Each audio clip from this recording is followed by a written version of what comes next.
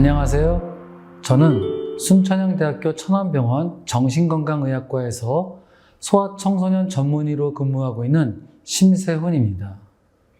학부모를 위한 카운셀링, 소아청소년 자녀의 다양한 정신건강 문제들 중에서 소아청소년 자녀의 게임 인터넷 중독에 대해 말씀드리도록 하겠습니다.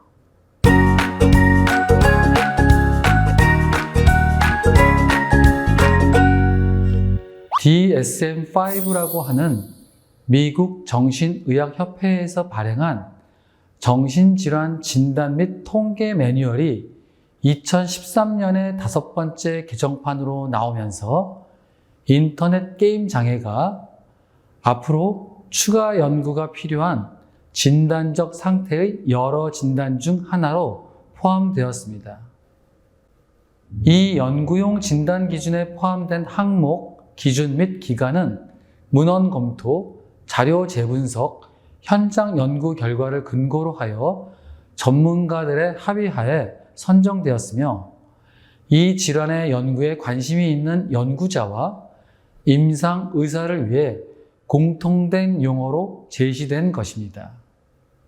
제한된 진단 기준을 보면 게임을 하기 위해 그리고 흔히 다른 사용자들과 함께 게임을 하기 위해 지속적이고 반복적으로 인터넷을 사용하는 행동이 임상적으로 현저한 손상이나 고통을 일으키며 다음 중 5가지 이상 증상이 12개월 동안 나타나야 합니다. 첫 번째, 이전 게임 내용을 생각하거나 이후 게임하는 것에 대해 미리 예상하고 인터넷 게임이 하루 일과 대부분을 차지하는 인터넷 게임에 대한 몰두가 있어야 합니다.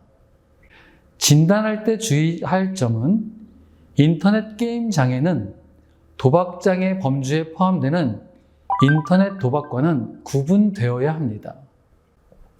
두 번째, 인터넷 게임이 제지될 경우에 나타나는 금단 증상이 나타나야 합니다. 이러한 증상은 전형적으로 과민해지고 불안해지고 또는 슬픔으로 나타나지만 약물에 의한 금단 증상 같은 신체적 징후는 없습니다. 세 번째, 더 오랜 시간 동안 인터넷 게임을 하려는 욕구로 내성이 나타나야 합니다. 네 번째, 인터넷 게임을 못하게 하는 것이 불가능해집니다. 다섯 번째, 인터넷 게임을 제외하고 이전의 취미와 오락 활동에 대한 흥미가 감소합니다. 여섯 번째, 정신사회적 문제에 대해 알고 있음에도 불구하고 과도하게 인터넷 게임을 지속합니다. 일곱 번째, 가족, 치료자 또는 타인에게 인터넷 게임한 시간을 속입니다. 여덟 번째, 무력감, 죄책감, 불안과 같은 부정적인 기분에서 벗어나거나 이를 완화시키기 위해 인터넷 게임을 합니다.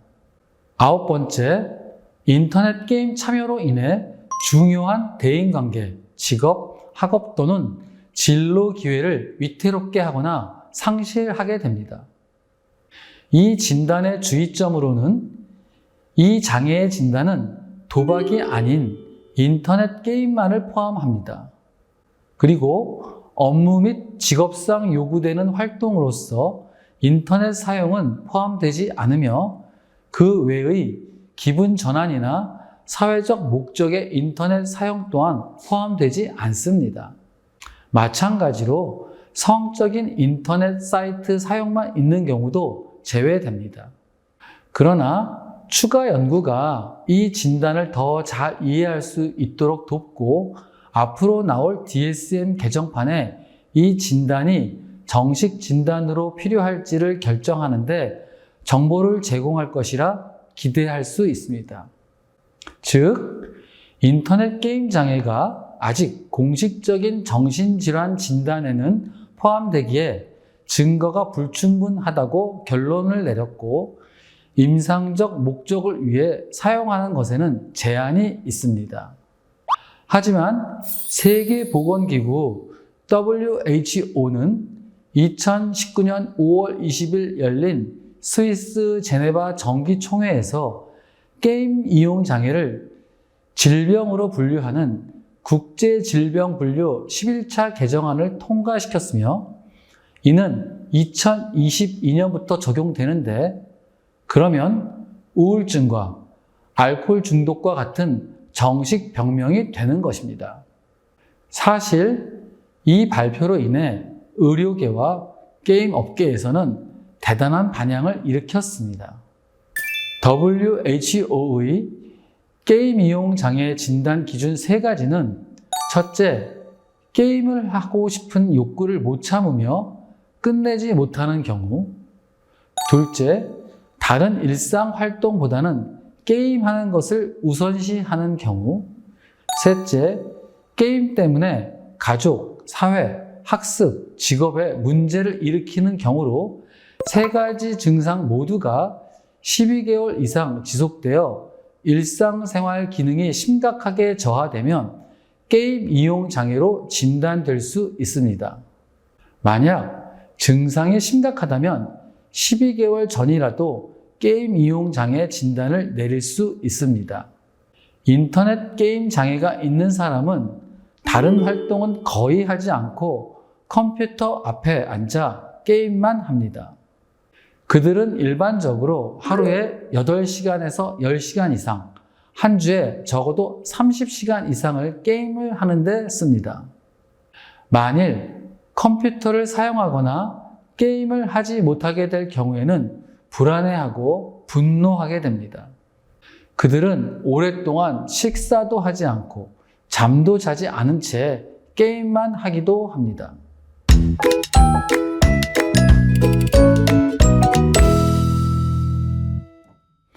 그렇다면 게임을 얼마나 해야 중독되었다고 할 수 있을까요?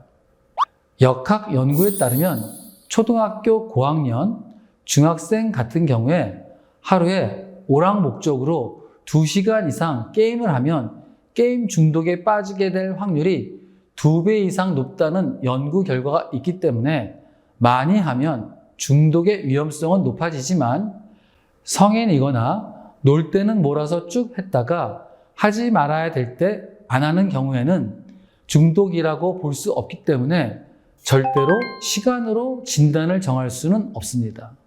하지 말아야 될 때 안 하는 경우에는 중독이라고 볼 수 없기 때문에 게임 사용 시간이 조절불능일 만큼 반복적이고 지속적이어야 합니다.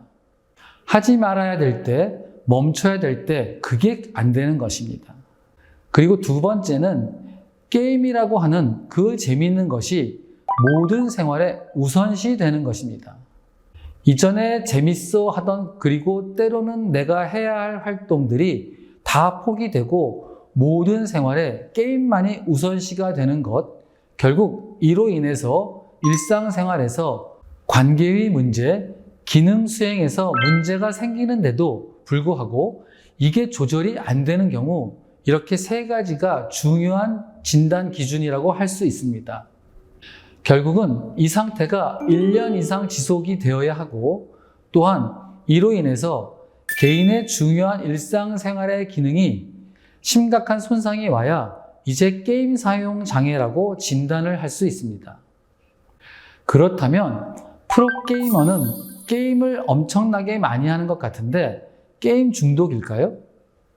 뇌 영상 연구를 보면 게임 중독에 걸린 청소년들은 뇌의 특정 부위만 활성화가 되는 반면 게임을 많이 해도 프로게이머는 게임 중독에 걸린 청소년들의 뇌 활성도와는 달랐습니다. 게임 중독자들은 본인이 좋아하는 전략만 계속 쓰니까 반복되는 자극에 대해서만 뇌 후두엽 부위만 활성화되는 반면 프로게이머들은 확률이나 전략을 굉장히 전술적으로 잘 짜면서 게임을 해야 되기 때문에 뇌가 전반적으로 활성화되는 그런 차이점을 보이고 있었습니다. 그래서 게임을 많이 한다고 해서 무조건 중독이 아니라 뇌를 어떻게 사용하냐에 따라서 게임 중독자와 프로게이머는 굉장히 다른 뇌 특징을 보이고 있습니다. 이렇게 같은 게임을 하더라도 프로게이머는 어떤 전략적 두뇌, 즉 전두엽이 활성화되는 영상을 보이지만 게임 사용장애, 게임 중독이라고 진단되는 사람들은 기능적 뇌 자기 공명 영상을 촬영하면 실제 게임의 어떤 재미적 요소 중에 아주 자극추구적이고 도박적 우연성의 어떤 재미에 빠져 게임을 하게 되면서 사실은 이 전두엽의 기능보다는 자극으로부터 활성화되는 뇌내 시상이나 선조체 같은 부분의 기능이 더 커진다고 합니다. 그러니까 사실은 같은 게임을 하더라도 어떤 게임을 하느냐에 따라서 중독의 위험성이 달라지기도 하고 또 게임을 많이 하지만 실제로 어떤 뇌 기능이 많이 사용되느냐에 따라서 프로게이머와 조절 기능이 상실한 게임만 하는 사람은 구분이 됩니다. 세계보건기구에서 게임 중독을 질병으로 분류했다면 게임도 술과 같이 중독 유발 물질이라고 할 수 있을까요? 기본적으로 게임이든 술이든 탐닉되어서 하기 때문에 중독이 될 수 있는 그런 가능성은 있습니다.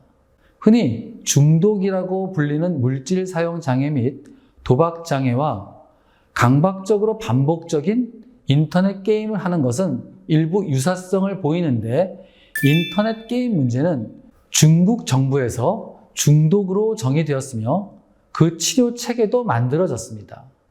DSM-5 연구그룹은 240여 편 이상의 논문을 검토하였고 인터넷 게임 사용 장애와 도박 장애 및 물질 사용 장애 사이의 행동 유사성을 발견하였습니다. 특정 게임 장르가 더욱 심한 인터넷 게임 장애를 일으킨다고 주장한 연구도 있지만 결과가 일정하지 않고 다른 게임의 통제 및 다른 인터넷 활동에 대한 통제가 제대로 이루어져 있지 않아서 이들 결과를 받아들이기는 힘들 것 같습니다. 사람에 따라서 중독에 잘 빠지는 사람이 있는데 환경적 요인으로 그 매체나 그 물질에 얼마나 사회적으로 접근이 쉽냐에 따라서도 사실은 중독의 위험성이 달라집니다. 대부분 게임을 정상적으로 조절하면서 잘 사용하는데 그 중에 일부가 이런 여러 가지 위험 요인에 의해서 조절하지 못하는 상태로 빠져 있다는 의미에서 게임 사용 장애라고 말할 수 있겠습니다. 그렇기 때문에 게임만을 중독 유발 물질로 본다고는 할 수 없겠습니다. 하지만 일상 레저 게임과 구분되는 도박성 게임, 불법 폭력 게임 등이 소아청소년의 정서를 파괴하고 불법적 게임 아이템의 거래 등이 아이들의 반사회적 행동을 조장하기도 합니다. 정리하면 도박이냐, 인터넷 게임이냐, 스마트폰이냐 등 콘텐츠 및 사용 행태에 따라서 접근성 및 문화적 허용성 여부에 의해 중독을 강화시킬 수도 있고 사람마다 중독에 대한 소인을 가지게 되면 뇌신경 구조물 중 하나인 보상회로의 특성과 전두엽 조절 기능의 차이, 스트레스 및 공존질환의 영향에 의해 중독의 결과로 인지기능 저하, 충동성과 공격성, 자살 위험성의 증가와 같은 정신기능의 문제, 그리고 신체적 합병증이 생기게 됩니다.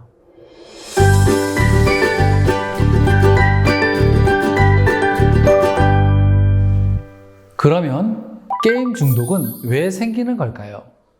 많은 연구들에서 부모 자녀 관계 문제가 청소년의 인터넷 게임 장애와 관련된다고 합니다. 부모의 애착 불안이 청소년의 소셜미디어, 우울, 불안에 간접적으로 영향을 미친다는 것이 연구로 밝혀졌습니다. 그러므로 과도한 소셜미디어 사용을 방지하기 위해서는 애착 불안이 높은 부모님은 우선 감정 조절 전략을 획득할 수 있도록 하고 애착에 집중하는 것이 도움이 될 것입니다. 또한 많은 연구에서 인터넷 게임 장애는 개인의 성격적 특성, 충동성과 관련이 있다는 것을 보여주었습니다. 한 연구에서는 역할 게임 RPG, 실시간 전력 게임 RTS는 높은 자극 추구 기질, 자기 주도성 기질과 연관이 되었습니다. 다른 연구에서는 자극 추구가 높거나 위험 회피, 보상 의존적 기질 특성이 높은 경우 인터넷 게임 장애와 관련이 있었습니다. 주의력 결핍 과잉행동 장애 ADHD와 우울증을 포함한 정신병리도 개인의 인터넷 게임 장애를 유발하는 가장 강력한 요소로 알려져 있습니다. 인터넷 게임 장애의 치료를 위해 병원을 찾은 환자를 대상으로 한 연구에서 ADHD 및 우울증의 공존 질환이 게임 사용 장애의 가장 강력한 예측 변수로 제시되었고, ADHD의 치료가 인터넷 게임 장애의 예후에 가장 큰 영향을 미치며 ADHD 증상의 변화와 인터넷 게임 장애의 증상의 변화가 일치하는 것으로 보아 ADHD의 경우 공존 질환 중에서도 인터넷 게임 장애와 더욱 강력한 관련성을 보였습니다.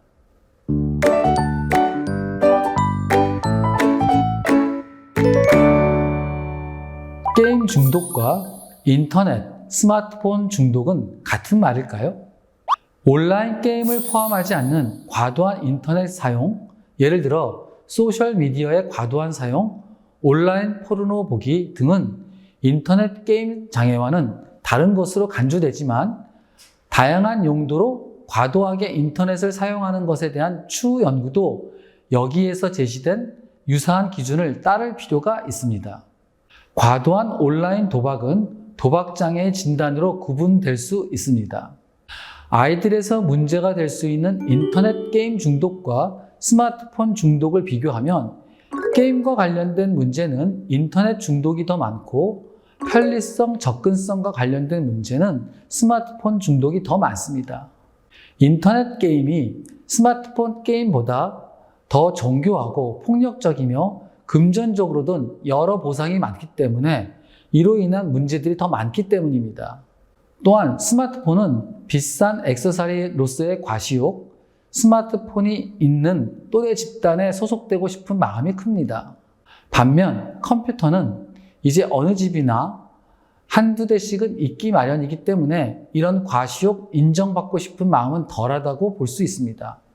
SNS를 통한 접근성이 스마트폰이 더 좋기 때문에 근처에 있어도 굳이 말로 하기보다는 카톡 같은 메시지를 보내는 관계가 더 많다고 할 수 있겠습니다.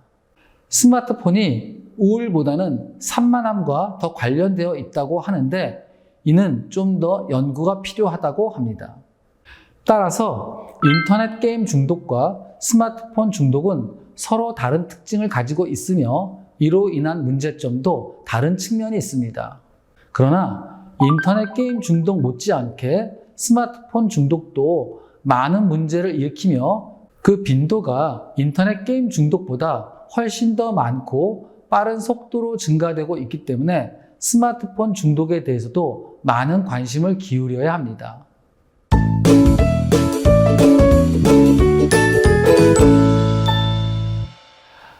그러면 게임으로 인해서 어떤 모습을 보일 때 치료가 필요하다고 판단할 수 있을까요? 학교를 안 간다든지 먹지도 않고 잠을 줄이면서까지도 게임을 계속한다든지 쉬는 시간이나 주말이나 방학 때는 게임을 좀 할 수 있지만 내일이 시험인데도 공부를 하지 않고 계속 게임에만 몰두해 있다든지 하면 본인이 해야 할 일에 방해를 받고 지장이 생기는 거고 기능 수준에 엄청난 타격을 받는 것입니다. 그 정도가 된다면 치료가 필요할 정도로 게임 중독 상태라고 의심해 볼 수 있겠습니다. 좋아하는 것을 하고 싶어 하고 그것을 포기할 수 없는 것은 아이의 특성일 텐데요. 그리고 소아 청소년 시기에 재미를 느낄 수 있는 뇌는 이미 발달되어 있고 미래와 결과를 예측하고 조절이 가능한 것은 전두엽의 기능인데 전두엽은 사실 20세는 되어서야 성숙이 완성됩니다. 그러므로 청소년기에는 기본적으로 아이들이 어느 정도 충동적인 그런 특성은 있습니다. 그런데 그럴 때 다양한 재밌거리들을 열심히 잘 제공하고 그런 것들을 충분히 느낄 수 있게 해주면 어느 한 가지에 크게 빠지는 일이 적은데 노는 것을 너무 통제하고 공부만 시킨다든지 스트레스가 많기 시작하면 아이들이 이제 게임에 쏠리게 되는 것은 자연스럽게 됩니다. 그런 면에서 아이들과 대화하고 게임 외의 어떤 다른 활동들을 많이 갖게 해주고 이런 통로로 게임 중독에서 회복될 수 있는데 부모님도 그런 부분에서 교육이 부족하고 사회적으로는 또 놀거리가 없다 보니 결국은 게임 중독에 빠져서 부모님에게 끌려서 오게 되는 경우가 많습니다. 그래서 게임이 문제가 되어 병원에 오면 초기에 저는 게임을 끊어보자, 줄여보자 라고 말하기가 어렵습니다. 왜냐하면 그렇게 하면 아이와의 관계가 깨지기 때문이죠. 그래서 어쩔 수 없이 부모님은 걱정하시겠지만 일단 그냥 놔두어 봅시다. 밤에 자는 시간만 체크해 봅시다 하고 처음에는 이제 아이와 게임 이야기를 같이 하면서 관계를 형성하고 본인의 게임 사용 패턴에 대해서 조금씩 스스로 생각해 볼 수 있게 함으로써 회복이 가능하도록 돕습니다. 한 가지 안타까운 것은 엄마만 진료실에 먼저 들어와서 아이에 대한 걱정만 늘어놓고 나가버리시고 정작 아이들에게 무엇 때문에 왔는지 물어보면 모르겠다, 엄마가 가자고 해서 왔다고 하면 참 치료자 입장에서도 난감할 때가 많습니다. 병원에 데리고 오시기 전에 엄마가 몇 달 전부터 쭉 지켜봤는데 게임은 정말 재미있을 것 같다는 생각이 들지만 너무 늦게까지 안 자고 게임을 하는 것 같아서 게임 때문에 생활에 지장이 많은 것 같아서 엄마도 잘 모르겠어서 함께 전문가를 만나보고 싶은데 어때? 이런 식으로 미리 설명을 해주고 오래전부터 관심을 가지고 지켜봐 왔다는 믿음을 주시고 오시면 치료에 더욱 협조적이 될 가능성이 높을 것 같습니다. 그러면 저희는 어떻게 치료를 할까요? 우선 의사와 환자 간의 치료적 관계 형성이 첫 번째입니다. 무엇보다도 부모 교육을 통해 부모와 아이와의 관계를 회복하는 것, 그리고 부모가 아이의 문제를 좀 더 능숙하게 다루게 할 수 있는 것이 중요합니다. 그리고 동기 강화와 인지행동 치료를 기반으로 하는 인터넷 게임 중독의 단계별 맞춤형 자기조절력 향상 치료 개입 프로그램을 사용하기도 합니다.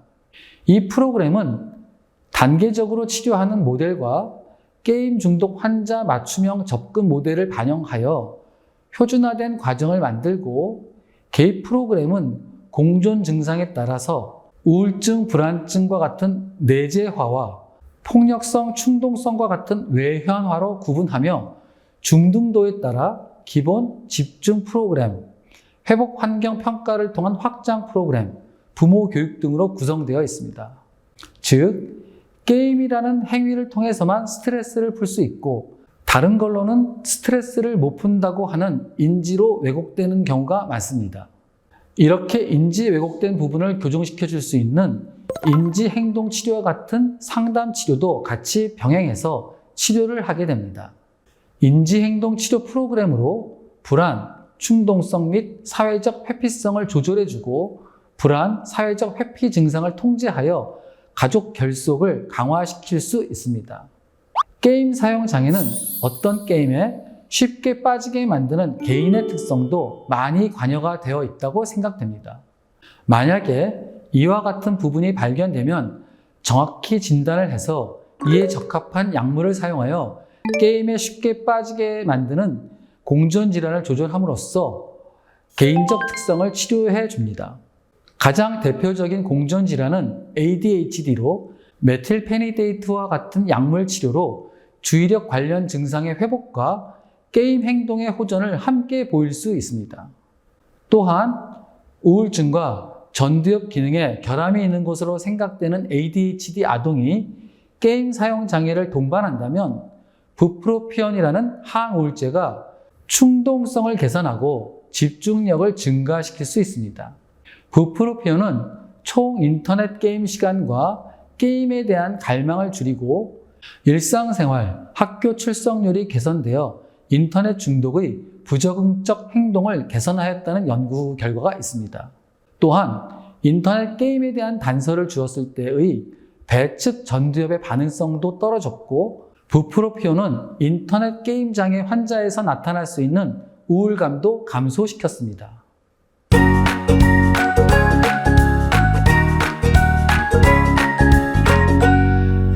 지금까지 드린 말씀을 정리해보면, 소아청소년 자녀의 게임 인터넷 중독은 부모님이 다루기가 쉽지 않고 스마트폰이랑 관련된 뇌, 심리, 사회적 문제를 잘 생각해보면 일정 부분 불가항력인 것처럼 보일 수도 있겠습니다. 그렇다면 우리 부모님들은 무엇을 하면 좋을까요? 가족 관계를 강화시켜야 합니다. 가족 관계가 자기 조절 능력, 중독 행동과 관련이 있다는 연구 결과가 여럿 있습니다. 청소년의 인터넷 중독과 부모, 자녀 간의 가족 관계 간의 연관성에 대한 연구가 많이 있었습니다. 부모가 자녀를 주의 깊게 관찰하지 못하고 지도하지 못하며 부모, 자녀 간의 갈등이 높다던가, 자녀가 부모로부터 거절과 비난을 받는 느낌이 높다는 등의 가족 관계가 좋지 않을수록 청소년의 인터넷 중독 위험성이 높았습니다. 그리고 특히 자녀의 나이가 어릴수록 이러한 부모-자녀 관계가 인터넷 중독에 영향을 많이 미치므로 긍정적인 가족 관계가 인터넷 중독을 예방할 가능성이 높습니다. 바람직한 가족 관계가 핸드폰 중독에도 중요한 영향을 미친다는 것을 알게 된 만큼 바람직한 가족 관계란 어떤 것인지 알아둘 필요가 있겠습니다. 먼저 허락되는 명확한 한계를 설정해야 하고 부모의 주의 깊은 관찰과 관심이 필요합니다. 연구에 따르면 부모가 자녀의 행동에 관심을 가질수록 문제 행동이 감소하고, 자녀가 집에서 혼자 있는 시간이 많을수록 문제 행동이 증가한다는 내용이 있었습니다. 부모가 이혼을 하고 편부모와 함께 살게 되면서 혼자서 집에 있는 시간 동안 핸드폰 사용을 하는 경우를 예로 들 수 있겠습니다. 부모 자녀 간의 긍정적인 의사소통 또한 중요합니다. 단순히 부모의 맞벌이 여부보다 가족 간의 의사소통과 같은 관계적 요소가 인터넷 과다 사용과 관련이 있었습니다. 가족 간에는 적대적이지 않은 원만한 관계가 필요합니다. 부모님 간의 공격적인 언행이나 부모님의 알코올 사용은 인터넷 사용을 조장할 수 있겠습니다. 어떤 방법도 절대적으로 옳은 것은 없습니다. 어떤 아이에겐 잘 맞는 방법이 다른 아이에겐 잘 맞지 않을 수 있습니다. 다만 내 아이에게 효과적인 방법을 찾아야 합니다. 집에서 열심히 지도하고 선생님도 열심히 지도해도 안 된다면 주의력 결핍 과잉행동 장애, 우울증, 불안장애, 품행장애, 충동조절장애 등을 고려하여 소아청소년 정신건강의학과 전문의와 상의하시면 좋을 것 같습니다. 감사합니다.